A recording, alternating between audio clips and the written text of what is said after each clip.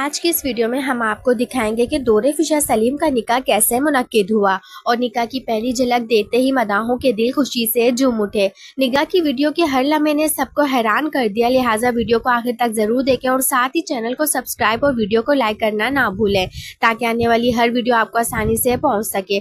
जैसा कि आप सब जानते हैं कि पिछले कई दिनों से दौरे फिशा सलीम और बिलाल अब्बास की दोस्ती और शादी की खबरें सोशल मीडिया पर मौजूद बहस बनी हुई थी। मदाहों का यही कहना था कि ये जोड़ी बहुत जल्द अपनी नई जिंदगी का आगाज करेगी और बिल आखिर वो लम्हा आ ही गया। दौरे फिशा सलीम के निकाह की वीडियोस और तस्वीर जैसे ही सोशल मीडिया पे सामने आई, फैंस ने इन्हें देखकर खुशी के साथ साथ हैरत का भी इजहार किया। कुछ लोग ये कह रहे हैं कि ये दोनों ने ये निकाह खामोशी और चोरी छुपे किया, इसलिए मदाहों के साथ कोई भी झलक शेयर नहीं की।